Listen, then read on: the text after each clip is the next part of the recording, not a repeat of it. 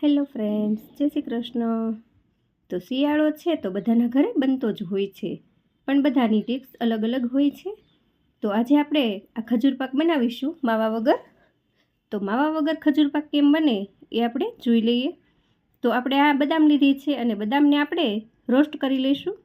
તો એને આપણે ડ્રાય રોસ્ટ કરવાની છે. આપણે એમાં બિલકુલ ઘી કે કઈ વસ્તુ નાખવાની નથી. તો આ રીતે ડ્રાય રોસ્ટ કરશો ને તો એનો ટેસ્ટ ખૂબ સરસ એવો આવશે. અને આ બદામને આપણે એકદમ ભૂકો કરીને નાખશું પાવડર જેવો, જેથી કરીને બાળકોને ખાવામાં નડે નહીં. અને જો બાળકો બદામ ન ખાતા હોય તો આપણે એને પાવડર કરીને નાખીશું. તો અહીંયા હું મારા છોકરા માટે બનાવું છું એટલે એને પાવડર કરીને જ નાખીશ. તો અહીંયા આપણે હવે તેને એક બાઉલમાં કાઢી અને ઠંડી થવા દઈશું. ત્યાં સુધીમાં આપણે ખજૂર શેકી લઈએ. તો આ રીતે આપણે અહીંયા ખજૂરને એક તવામાં પહેલેથી જ લઈ લીધો છે અને એના બધા જ બીજ કાઢી લીધા છે. ત્યાર પછી એમાં 2 ચમચી ઘી નાખીશું.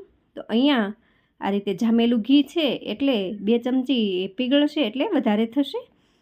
તો અહીંયા આ રીતે ઘી નાખી પછી આપણે એને હલાવવાનું છે અને એકદમ ધીમા ગેસ પર આપણે શેકવાનો છે, જેથી કરીને દાજ ન પડે. તો આ રીતે આપણે ખજૂરને શેકી લઈશું. થોડીવાર આપણને હલાવવામાં હાર્ડ પડશે, પણ ત્યાર પછી જો શેકાઈ જવા આવશે એટલે સરસ એવો એકરસ થઈ જશે અને સરસ એવો પીંડો બની જશે. તો આ રીતે આપણે હલાવતા જઈશું ધીરા ગેસ પર. અને ત્યાર પછી આપણે એમાં જે આપણે બદામ અને ટોપરું નાખવાનું છે એ આપણે એમાં નાખીશું. તો આ રીતે શેકશો એટલે આને શેકાતા 10થી 15 મિનિટ લાગશે.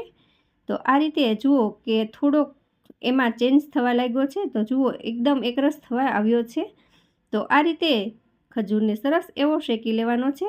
અને જ્યારે શેકાઈ જવા આવશે એટલે તવા સાથેથી એની જાતે જ એ છૂટો પડી જશે. તો આ રીતે જુઓ કે બધો જ ભેગો થતો જશે. તો આ રીતે હવે આપણે બદામને પીસી લઈએ.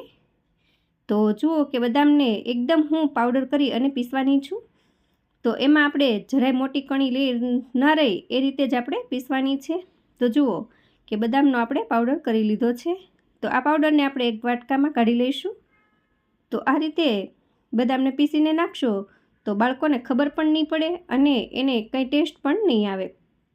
તો હવે આ રીતે હવે છીણેલું કોપરું લઈ લઈશું અને ત્યાર પછી આપણે એમાં બદામ આપણે એડ કરીશું. આ ખજૂર જે શેકાવા આવે ત્યારે આપણે એમાં બદામ એડ કરી દેવાની છે.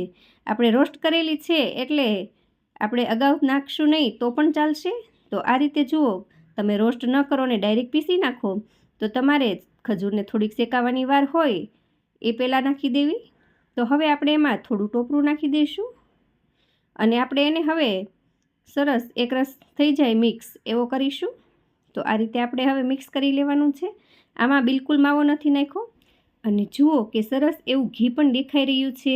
અને આપણે જો આમાં માપે ઘી નાખશું તો ઘી બહાર બહુ નહીં આવે. તો જુઓ કે હવે આપણે એને થોડીવાર ઠરવા દઈશું અને એ સરસ એવું મિક્સ થઈ ગયું છે આપણે બદામ અને ટોપરું.